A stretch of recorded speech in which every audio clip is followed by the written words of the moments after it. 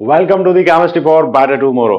तो आज इस वीडियो में हम डिटेल में डिस्कस करने वाले हैं नोवेनेगल कंडेंसेशन या फिर कोई इसको बोलता है नोवेंजेल कंडेंसेशन। इससे हमें कोई फर्क नहीं पड़ता, हमारा फोकस है केमिस्ट्री के ऊपर। तो सबसे पहला क्वेश्चन, ये कंडेंसेशन है, मतलब हमें दो मॉलिक्यूल्स लेने होंगे जिसको हम ज्वाइन करेंगे और उसमें से छोटे मॉलिक्यूल्स कुछ निकलेंगे। दूसरी चीज, इसको नोवेनेगल कंडेंसेशन क्यों बोलते हैं? क्योंकि ये साइंटिस्ट का नाम है एमिल अल्बर्ट नोवेनेगल, इसलिए इसको बोलते हैं नोवेनेगल कंडेंसेशन। बिल्कुल ही सिंपल सा रिएक्शन है। अब यहां पर मैंने कुछ चीजें लिखी हुई है, अब ध्यान से देखो। Condensation of active methylene compound. तो पहला क्वेश्चन है, एक्टिव मिथिलीन कंपाउंड किसको बोलेंगे? तो एक्टिव मिथिलीन ऐसे कंपाउंड्स होते हैं जहां पर CH2 ग्रुप होगा जिसको मिथिलीन बोलते हैं, जिसके साथ डायरेक्टली दो जो वैलेंसी बाकी है वहां पर दोनों ही इलेक्ट्रॉन विड्रॉइंग ग्रुप लगे होंगे। तो ये है हमारा एक्टिव मिथिलीन कंपाउंड।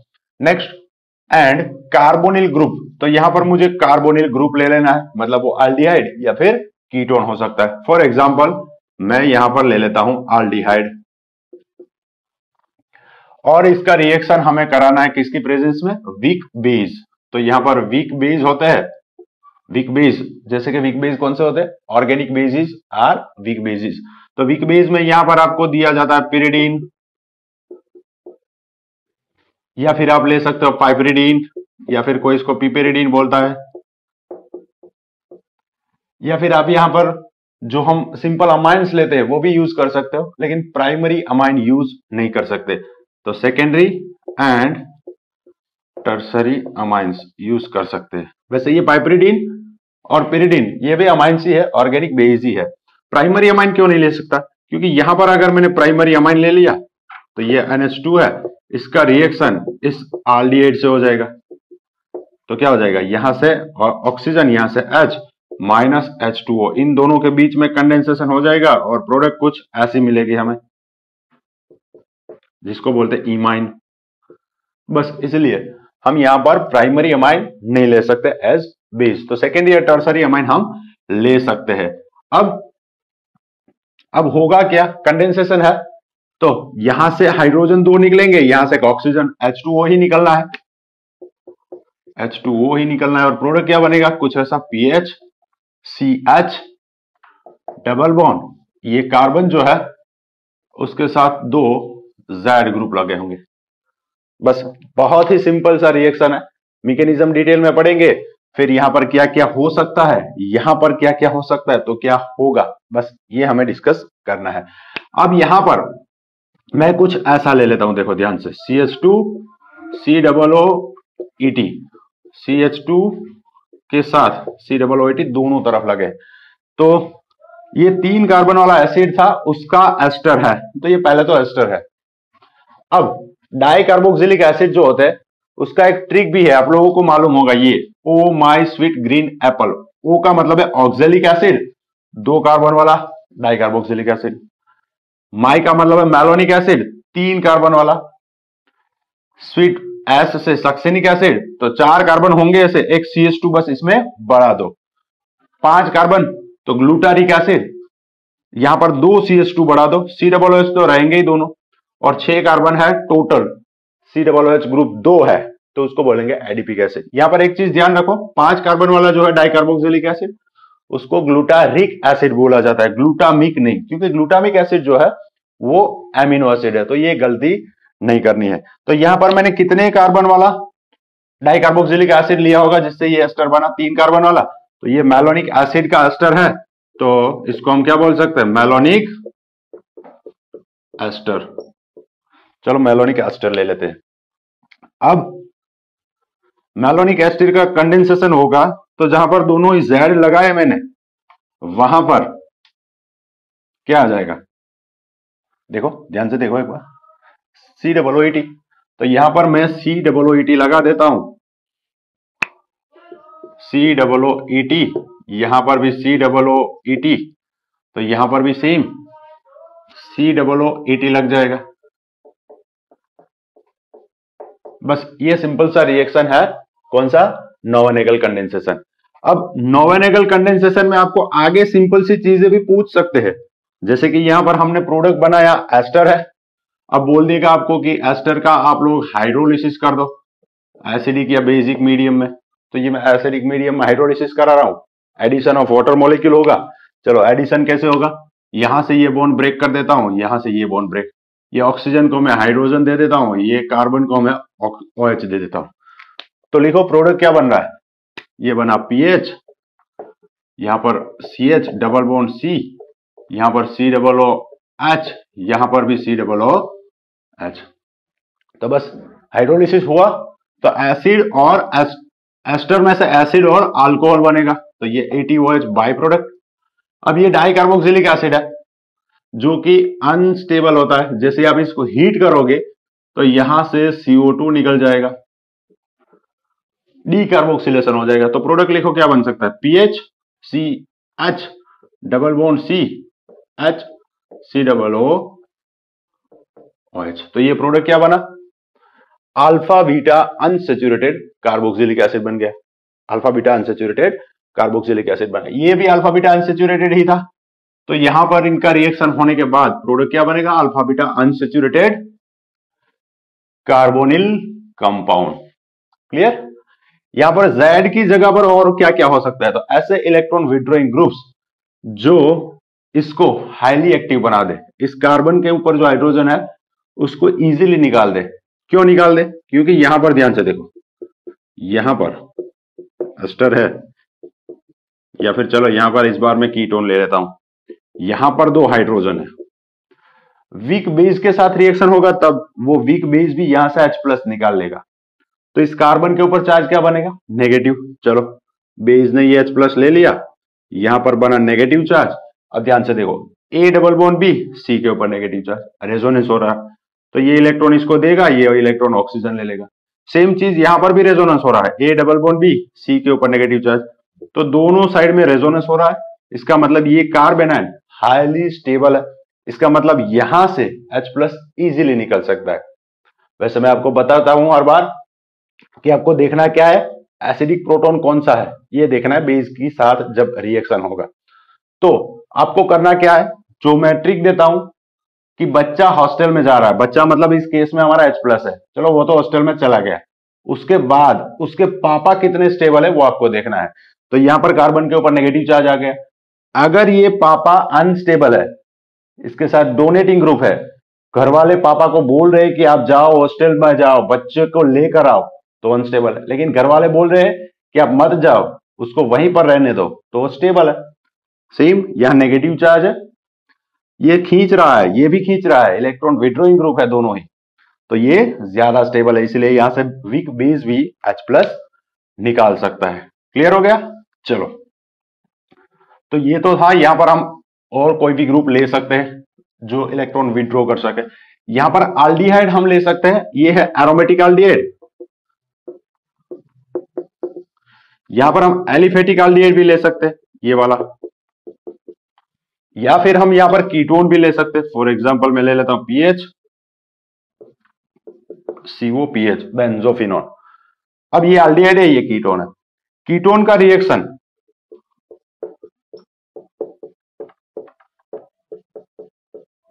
ये क्या है, मेलोनिक एस्टर, तो ये कीटोन है, लेस रिएक्टिव कीटोन है। क्या ये लेस रिएक्टिव कीटोन, क्योंकि यहां पर बल्की ग्रुप है तो स्टेरिक हिंड्रेंस भी है, और ये less reactive active methylene compound है क्योंकि यहां पर एस्टर है। अगर इससे भी ज्यादा खींचने वाले ग्रुप होते तो इसका रिएक्शन हो सकता था। तो less reactive ketone do not react with malonic ester, ये इनके साथ रिएक्ट नहीं करता। लेकिन अगर इनकी जगह पर मैं ये ले लूं CH2 COOET, और यहां पर मैं ले लेता हूं C ट्रिपल बॉन्ड N, तो ये क्या है, यहां पर मैंने साइनो लगा दिया, ये साइनो एसिटिक एसिड, अगर यहां पर ET नहीं होता तो CH2 COOET, तो इसको साइनो एसिटिक एसिड बोलेंगे, या फिर ये साइनो एसिटिक एसिड का एस्टर है। तो यहां पर Cl ग्रुप है जिसका खींचने का पावर इससे बहुत ज्यादा होता है, इसलिए इसके साथ इसका रिएक्शन होगा, लेस रिएक्टिव है तो। क्लियर? चलो, तो कीटोन के केस में लेस रिएक्टिव है तो मेलोनिक एस्टर के साथ रिएक्शन नहीं होगा, जबकि किसके साथ रिएक्शन होगा? साइनो एसिटिक एसिड या फिर साइनो एसिटिक एस्टर के साथ कीटोन का रिएक्शन हो सकता है। अब एल्डिहाइड का रिएक्शन होगा तब क्या होगा? चलो, एल्डिहाइड तो वैसे भी रिएक्टिव होता है कीटोन से ज्यादा, है ना, तो इसका रिएक्शन इसके साथ हो सकता है।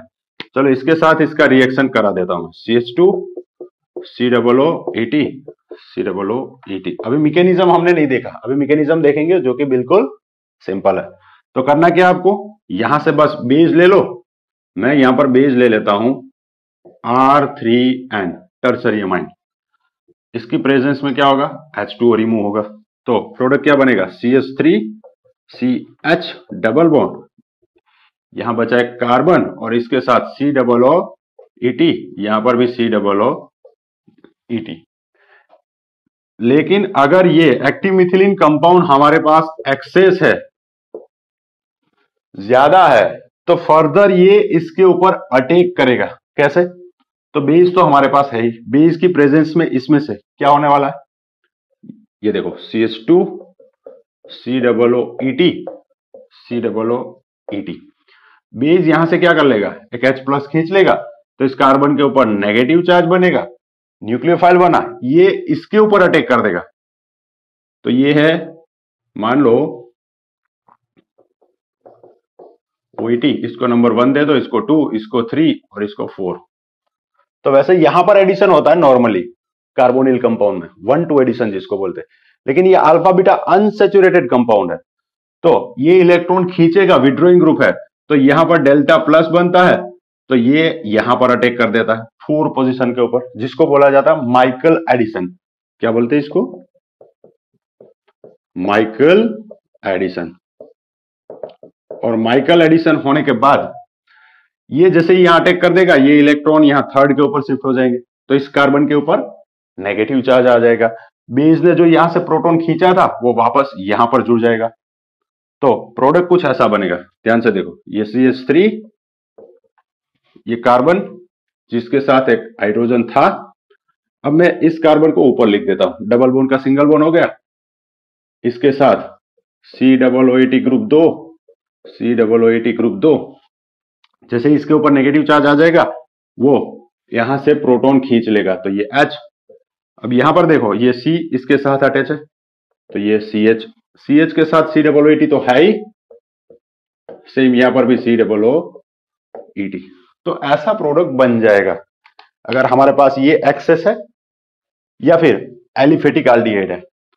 तो यहां पर एरोमेटिक एल्डिहाइड जो है वो बेटर रिजल्ट्स देते हैं, इसलिए एरोमेटिक एल्डिहाइड के लिए ये बहुत ज्यादा यूजफुल है। क्लियर? चलो, मैं आपको एक यहां पर चेंज करके दे देता हूं।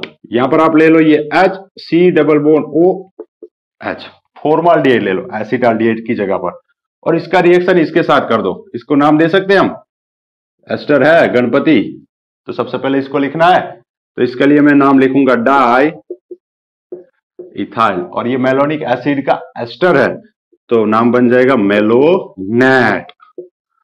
तो आपको रिएक्शन करना है फॉर्माल्डिहाइड का डाई इथाइल मेलोनेट के साथ in presence of weak base या फिर ऑर्गेनिक बेस। तो प्रोडक्ट क्या बनेगा? आप लिखो formaldehyde plus di ethyl malonate. यहां पर जो प्रोडक्ट बनेगा वो प्रोडक्ट क्या होगा? आपको लिखना है प्रोडक्ट इज इक्वल टू, और जो प्रोडक्ट बनेगा उसका आपको आयुपिक नाम देना है। क्लियर? बिल्कुल ही सिंपल है, मैंने एसिटाल्डिहाइड वाला बता दिया, आपको सिर्फ फॉर्माल्डिहाइड वाला बनाना है। तो आई होप आपको समझ में आ रहा है, इजी है। अब यहां पर मैं क्या करने वाला हूं, मैकेनिज्म इसका डिस्कस करेंगे। तो मैकेनिज्म में आप ध्यान से देखोगे तो बेस है, बेस प्रोटोन एब्स्ट्रैक्ट करेगा कहां से? हाईली एक्टिव पोजीशन से। चलो, यहां से किसका प्रोटोन एब्स्ट्रैक्ट होगा? सोचो पहले, ये बेंजाल्डिहाइड का या फिर एक्टिव मिथिलीन कंपाउंड का। तो वैसे तो आपको मालूम है बेंजाल्डिहाइड में एसिडिक प्रोटोन ही नहीं होता, है ना।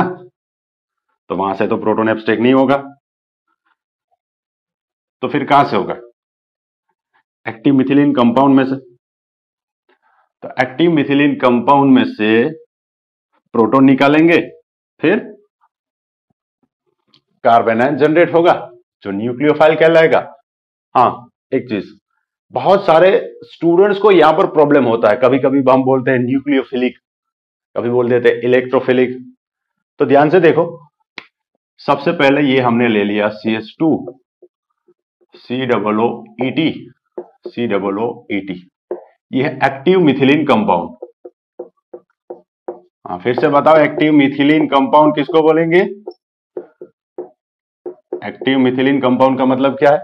CH2 ग्रुप से दो जो ग्रुप लगे दोनों ही इलेक्ट्रॉन विथड्रॉइंग ग्रुप है। इसका रिएक्शन में कर देता हूं बेस के साथ। चलो इस बार मैं बेस ये ले लेता हूं, ध्यान से देखो, पाइपरिडीन सेकेंडरी अमाइन है, नाइट्रोजन के पास लोन पेयर है, वीक बेस है, ये प्रोटॉन एब्स्ट्रैक्ट करेगा हाईली एसिडिक प्रोटॉन को। तो यहां पर इस कार्बन के साथ जो दो हाइड्रोजन लगे एसिडिक है, तो ये नाइट्रोजन अपने लोन पेयर देगा इस हाइड्रोजन को, और हाइड्रोजन और कार्बन के इलेक्ट्रॉन किसको मिल जाएंगे? इस कार्बन को। तो ये कार्बन के ऊपर चार्ज क्या बनेगा? CH, कार्बन के ऊपर नेगेटिव चार्ज, इसके साथ यहां पर क्या अटैच है? C double bond O OET। आपको समझ में आया इसीलिए यहां पर मैं ऐसा लिख देता हूं COOET। अब यहां पर ध्यान से देखो, A double bond B, C के ऊपर नेगेटिव चार्ज, तो क्या हो सकता है? रेजोनेंस। तो ये रेजोनेंस स्टेबिलाईज है, तो मैं इसका रेजोनेटिंग स्ट्रक्चर ड्रॉ कर सकता हूं। यस, CH, यहां पर भी रेजोनेंस होता है नीचे भी, लेकिन मैं सिर्फ ऊपर वाला लिख देता हूं, CO माइनस OET। इनोलेट बन गया, रेजोनेंस स्टेबिलाईज। अब नेक्स्ट स्टेप में क्या होने वाला है बताओ? अब हमने क्या जनरेट किया? कार्बन के ऊपर नेगेटिव चार्ज, क्या बना? न्यूक्लियोफाइल। तब ये नेक्स्ट स्टेप में अटैक करेगा किसके ऊपर? इलेक्ट्रोफाइल के ऊपर। तो इलेक्ट्रोफाइल बताओ कौन सा हमारा? ये एरोमेटिक एल्डिहाइड है ना। चलो यहां पर ये ऑक्सीजन अपने इलेक्ट्रॉन देगा इस कार्बन को वापस, तो इस कार्बन का वैलेंसी बढ़ जाएगा, ये इलेक्ट्रॉन वापस ये कार्बन ले लेगा, तो इस कार्बन के ऊपर नेगेटिव चार्ज, मतलब वो न्यूक्लियोफाइल। तो पहले हमने न्यूक्लियोफाइल जनरेट किया, हमारा सबस्ट्रेट एज सच है, हमारा जो दूसरा मॉलिक्यूल था उसमें से हमने न्यूक्लियोफाइल जनरेट कराया। अब वो न्यूक्लियोफाइल इसके ऊपर अटैक करेगा, तो रिएक्शन कहलाएगा न्यूक्लियोफिलिक। अब वो सब्स्टिट्यूशन भी हो सकता है, एडिशन भी हो सकता है। आप बता दो कि ये सब्स्टिट्यूशन है या एडिशन है। चलो यहां पर मैं इसका रिएक्शन इसके साथ करा रहा हूं, प्लस ये हमारा substrate PH C double bond OH benzaldehyde. अब ये कार्बन इसके ऊपर अटैक कर देगा, तो इलेक्ट्रॉन कौन ले लेगा? ऑक्सीजन। तो बताओ प्रोडक्ट क्या बन रहा है? ये PH को मैं यहीं पे लिख देता हूं, PH CH।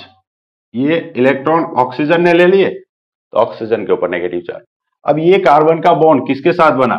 एक्टिव मिथिलीन वाला कार्बन जो था उसके साथ, ये CH, यहां पर COOET एज सच, यहां पर भी वापस बन जाएगा ये C double bond OET। Clear? Oxygen के ऊपर नेगेटिव चार्ज क्या बोलेंगे इसको? अल्कोक्साइड। और ये क्या होते हैं? Strong base.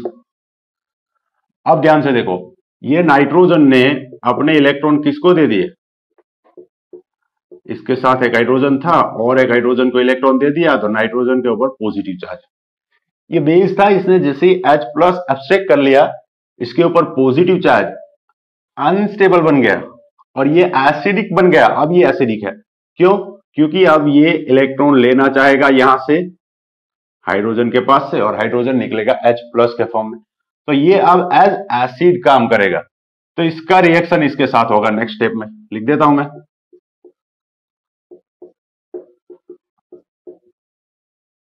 नाइट्रोजन जब भी 4 बॉन्ड बनाता है क्या करेंगे? टॉफी पहना देंगे। तो ये अनस्टेबल है, ये इलेक्ट्रॉन ले लेगा नाइट्रोजन, तो बाय प्रोडक्ट क्या बना? नाइट्रोजन के साथ एक हाइड्रोजन, वैसे आप यहां पर कोई भी बेस ले सकते हो, पिरिडीन ले सकते हो, सेकेंडरी अमाइन तो हमने लिया है, और कोई भी टर्सरी अमाइन भी ले सकते हो, हमने ये लिया है। तो अब यहां पर क्या जुड़ जाएगा, ये H प्लस, तो जोड़ो PH CH OH, यहां पर CH, यहां पर COOET, यहां पर COOET। अब बताओ हुआ क्या, एडिशन हुआ या सब्सटीट्यूशन?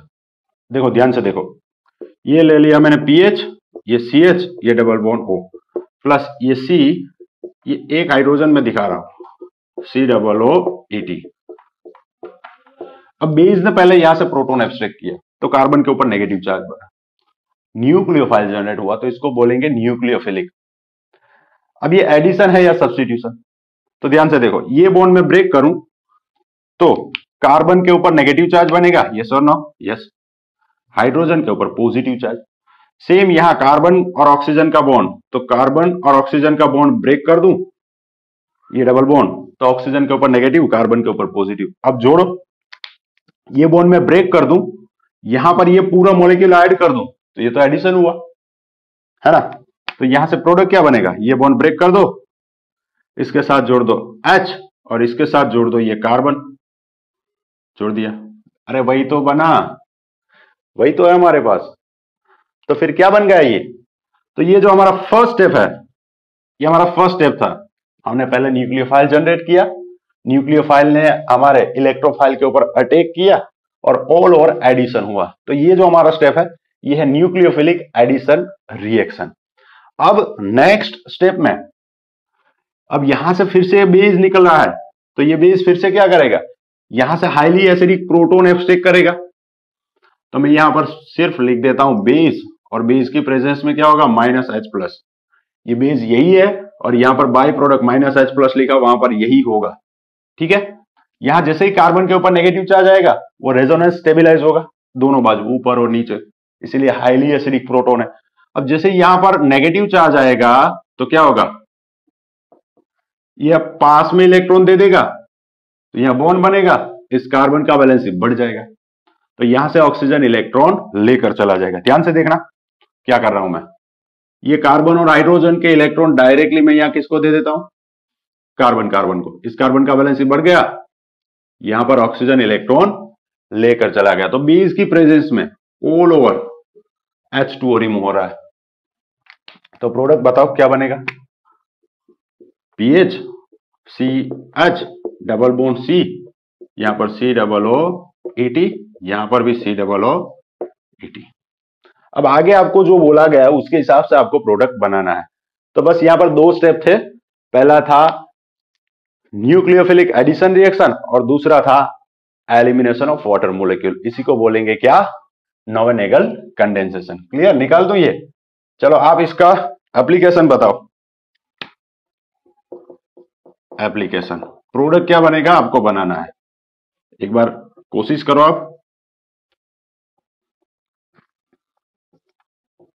ये मैं ले रहा हूं फ्यूरान, हेट्रोसाइक्लिक कंपाउंड है, फ्यूरान की सेकेंड पोजीशन के ऊपर आल्डिहाइड ले रहा हूं मैं, जिसको बोला जाता है फरफ्यूराल, या फिर कोई इसको फरफराल बोल दे, कुछ भी बोल दो। आयुपेक नाम अगर दे तो ये फ्यूरान, इसकी सेकेंड पोजीशन के ऊपर आल्डिहाइड, तो क्या लिख दूंगा मैं, फ्यूरान 2 कार्बाल्डिहाइड। अरे आल डायरेक्ट नहीं लिखना है, क्योंकि इस कार्बन को हम काउंट नहीं करते, इतना पार्ट जो है इसको बोलते हैं फ्यूरान, तो इस कार्बन को काउंट नहीं किया, तब सेकेंडरी सफिक्स क्या लगेगा, कार्बाल्डिहाइड। अब इसमें क्या ऐड करूंगा मैं, एक्टिव मिथिलीन कंपाउंड। चलो यहां पर मैं एसिड ले लेता हूं, इस बार डायरेक्टली एसिड ले लेता हूं, एसिड लिया और यहां पर मैं बेस ऐड कर देता हूं, चलो पिरिडीन ऐड कर देता हूं, तो मालूम है आपको कंडेंसेशन होगा, डायरेक्ट H2O रिमूव होगा, और प्रोडक्ट बनाओ आप क्या बन रहा है,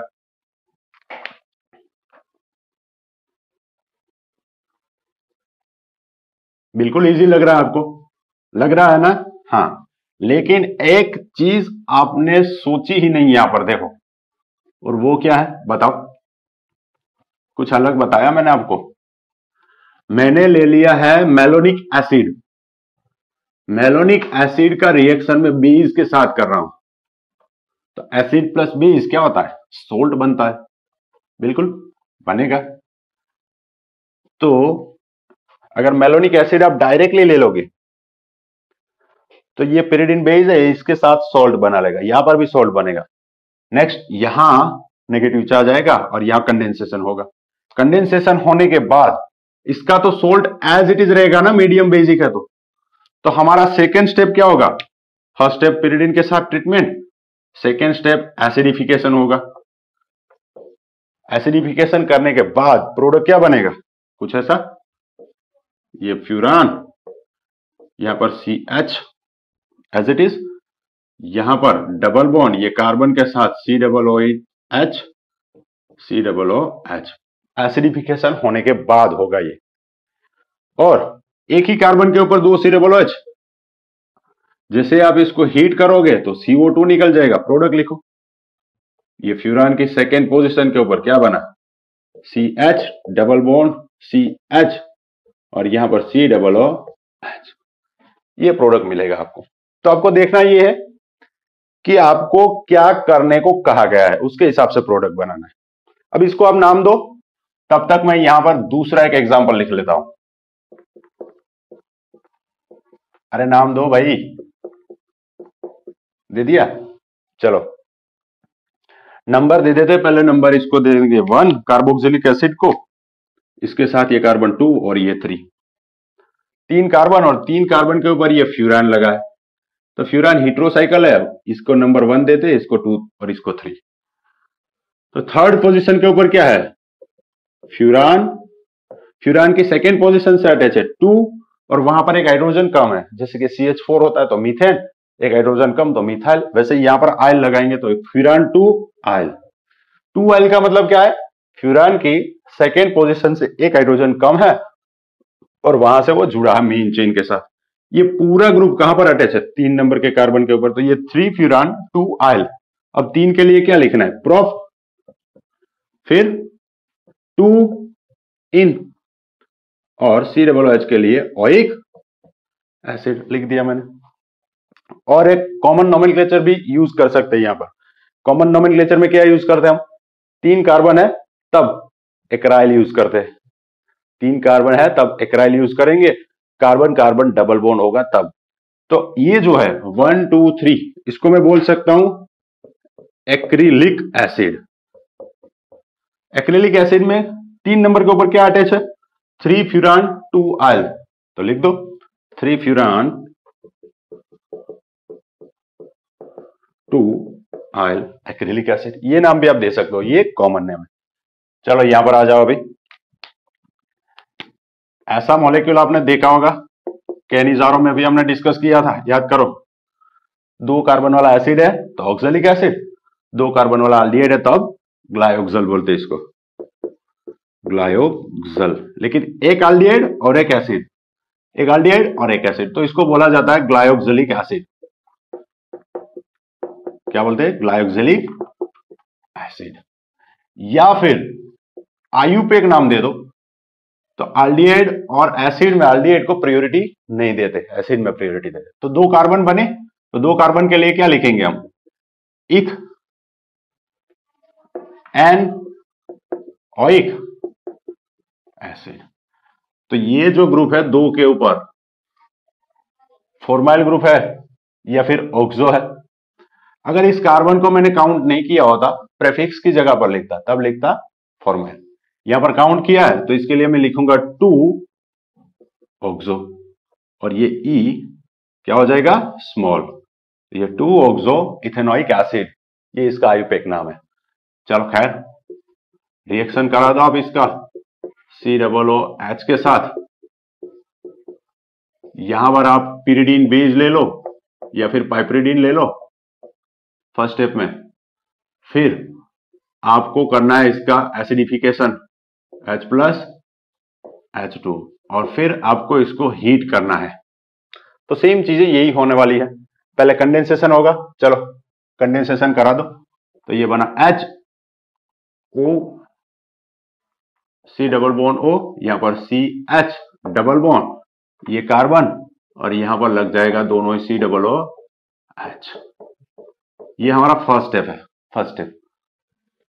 अब सेकेंड स्टेप भी साथ में आ गया ना, क्योंकि बेस की प्रेजेंस में तो सॉल्ट बनता है, हमने प्रोडक्ट लिख दिया एसिड, तो ये प्रोडक्ट बनेगा 2 स्टेप के बाद। अब 3 स्टेप, तीसरा स्टेप यहां पर हमें क्या करना है, हीट करना है। तो यहां से CO2 निकलेगा। तो देखो ये पॉसिबिलिटी है, कार्बन कार्बन डबल बॉन्ड, यहां पर एक हाइड्रोजन है, यहां पर COOH है। अब ये COOH ऐसे ही रहेगा और यहां से CO2 निकलेगा, एक ये पॉसिबिलिटी है। दूसरी पॉसिबिलिटी क्या है, C डबल बॉन्ड C, ये COOH एज इट इज, यहां पर H और यहां H, मतलब CO2 यहां से निकला, तो यहां पर COOH एज इट इज। ये 2 प्रोडक्ट बन सकते हैं। अब ये सीस फॉर्म है, ये ट्रांस फॉर्म है, तो अब बताओ कौन सा वाला मोर स्टेबल होगा, ट्रांस वाला, क्योंकि यहां पर दोनों ही बड़े ग्रुप पास पास में है, तो स्टेरिक हिंड्रेंस होगा, स्टेरिक हिंड्रेंस होगा, रिपल्सन होगा। इसको बोला जाता है फ्यूमेरिक एसिड, सॉरी सीस फॉर्म है, सीस फॉर्म को बोला जाता है मैलेइक एसिड, और ये ट्रांसफॉर्म है, इसको बोला जाता है फ्यूमेरिक एसिड। तो फ्यूमेरिक एसिड जो होता है वो ज्यादा स्टेबल होगा, मतलब ये मेजर अमाउंट में बनेगा, ये भी बनेगा लेकिन ये होगा माइनर। Clear, clear. तो ये 2 एग्जांपल थे, और एक एग्जांपल दे दूं क्या, चलो अब बोलते हो तो दे देता हूं। जरूरी नहीं कि आपको हर बार एक्टिव मिथिलीन कंपाउंड या मैलोनिक एसिड वाला ही दे दे, इस बार मैं चेंज कर देता हूं। चलो यहां पर मैं ले लेता हूं नंबर 3 के ऊपर PH COOH बेंजाल्डिहाइड। इसका रिएक्शन मैं कर देता हूं इसके साथ,